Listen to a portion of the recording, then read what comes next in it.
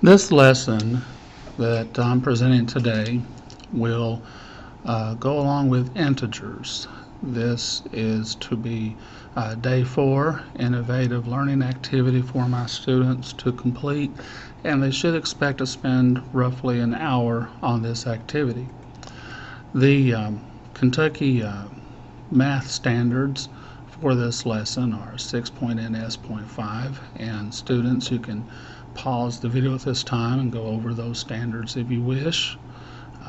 The next page continues on with standard 6.NS.6a. I would read over these standards with my students, but I'm trying to keep this lesson under 15 minutes. The video under 15 minutes. But like I said, students should expect to spend roughly an hour doing the work. Now, our I can statements are right here. By the time this lesson is over and you have completed everything, you should be able to say that you can identify an integer and its opposite. You should be able to say that I can use integers to represent quantities in real-world situations, such as above and below sea level, etc. You should be able to say I can explain where 0 fits into a situation represented by integers. You should also be able to say I can identify the location of 0 on a number line in relation to positive and negative numbers, and I can recognize opposite signs of numbers as locations on opposite sides of 0 on the number line. Now, here's a definition for us. It tells us what integers are, and in a minute what they are not. Integers are whole numbers and their opposites, whether positive numbers or negative numbers, including 0. 0 is an integer. Fractions, unless they're reduced to a whole number, and decimals are not integers. They have to be a whole number, positive or negative, and 0 to be considered an integer. Now, I'm going to show you a few slides in a moment that will have a number on it, perhaps a fraction on it. You have to identify whether each number is an integer. 0, based on our definition, is 0 an integer? Yes. 1/2, based on our definition, is 1/2 an integer? No. Negative 499, based on our definition, is negative 499 an integer? Yes. 17. Yes. 10 and 1/10. No. 5 and 1/5. No. Like we said, integers are whole numbers, whether positive or negative. Integers are not going to be fractions or decimals. Now, another definition that we need to look at is opposites. The opposite of a number is the number that is the same distance from 0 on a number line, but on the opposite side of 0. The opposite of a positive number is a negative number, and the opposite of a negative number is a positive number. For example, positive 6 and negative 6 are opposites. Now, 0 is its own opposite.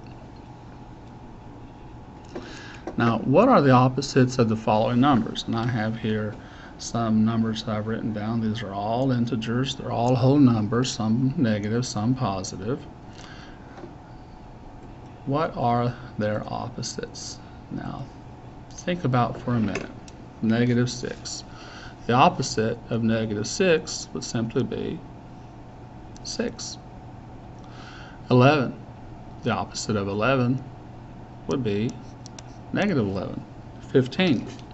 The opposite of 15, of course, would be negative 15. 77.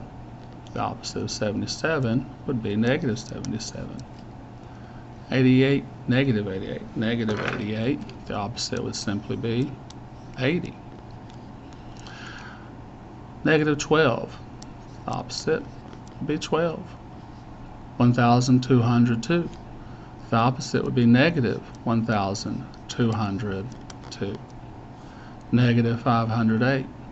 The opposite would be positive 508.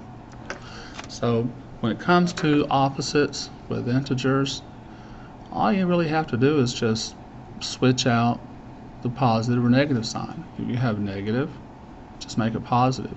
Now, I know a lot of times people, they want to see that little plus sign to be their positive, like positive 6, but it's just understood that if you simply have the integer 6 here, then it's automatically known it's positive. Now, the negative sign, though, is necessary. If you want to know a number is negative 6, you need to have that negative sign there. Okay.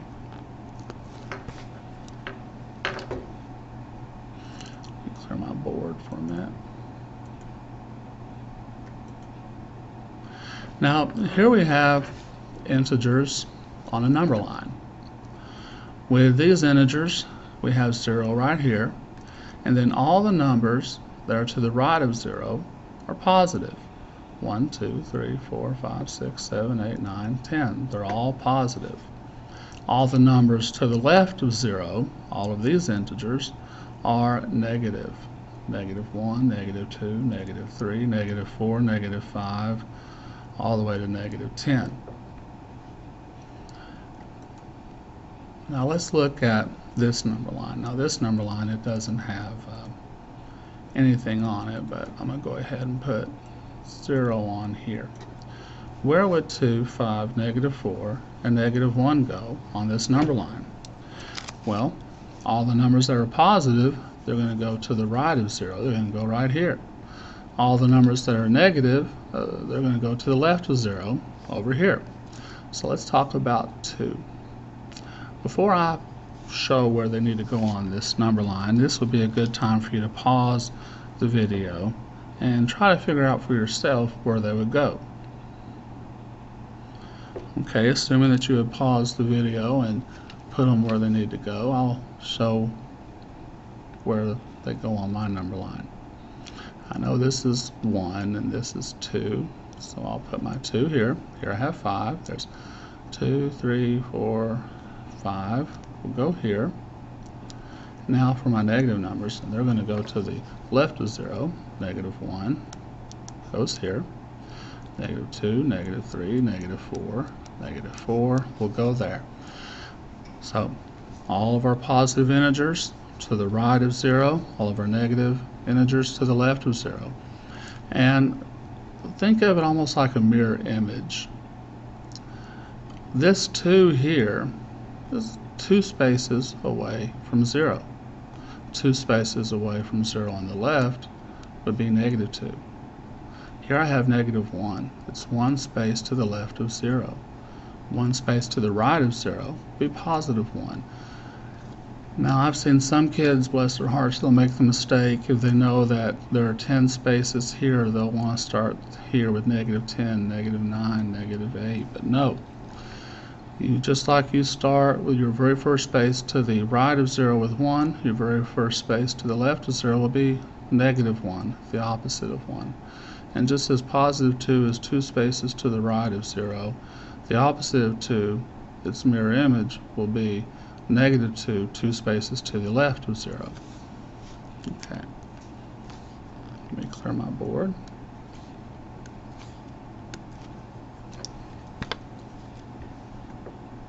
Now, where would 3, negative 6, 7, and negative 2 go on this number line? Take a moment to pause the video and figure out where they would go.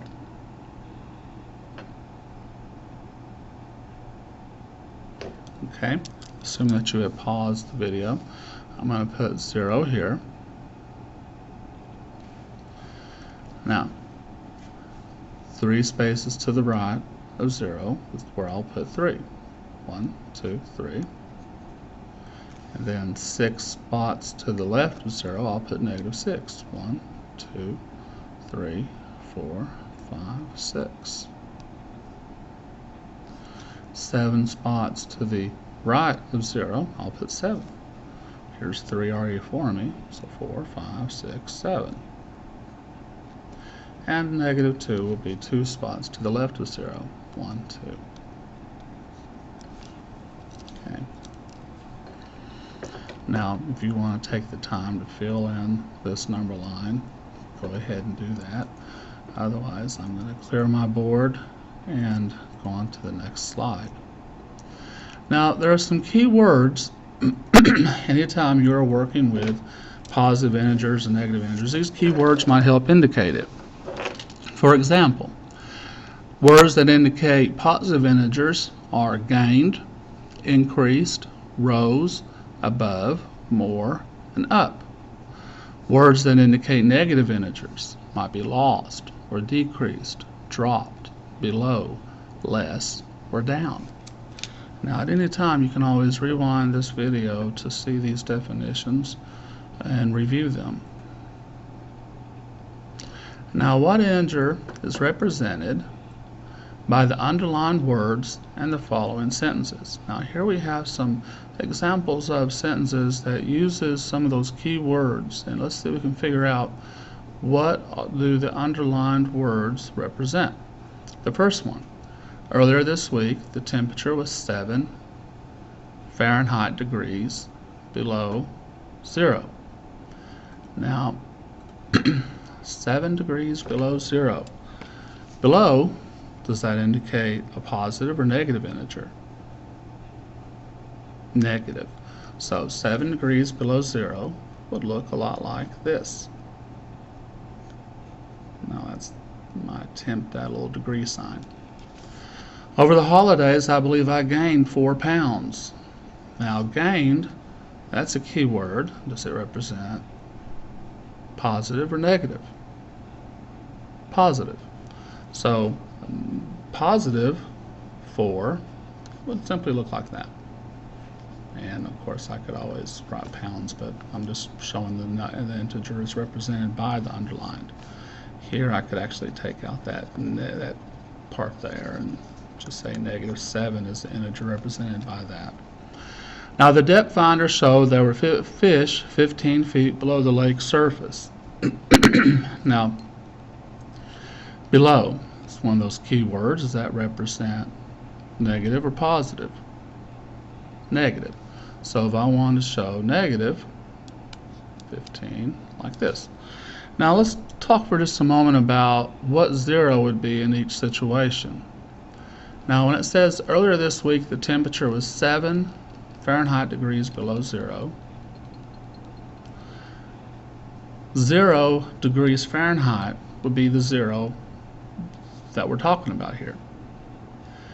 When it said over the holidays I believe I gained 4 pounds, well the 0 would be the starting point of my weight before the holidays began, whether that was 150 or whatever. And here the depth finder showed there were fish 15 feet below the lake surface. 0 would be the level of the lake at its surface. Now let me clear my board and we'll move on to the next one. Alright, now this slide. Okay, now with this slide here, this is going to be a part that students will have to turn in. This activity will give them opportunities to show what they know about integers. Now students, I want you to do this on your own piece of paper. The top of your paper, you'll just write your name. For instance, let's say your name is John Doe, and hopefully your handwriting will be a lot better than mine. And then just call this day 4. And then if you would, just call this math for your subject here. Now you'll know your paper. You can go straight down 1 through 40, or you can do like this 1 and 2, 3 and 4, however you wish. Let's look at a couple examples. Let's look at number 1. Number 1 says deposit $78 into a bank account. This could be represented by simply 78, positive 78. Let's look at another one. Let's go down here to number 20. 20 says 17 units to the left of 10 on a number line. Well, we know anything left of 0 is negative, so we're going to be going down, not up. So I would look at it this way. I could do a number line, and I could have all the way down to negative 20 here, positive 20 here, and count down. Or I could simply say positive 10, subtract 17, would give me negative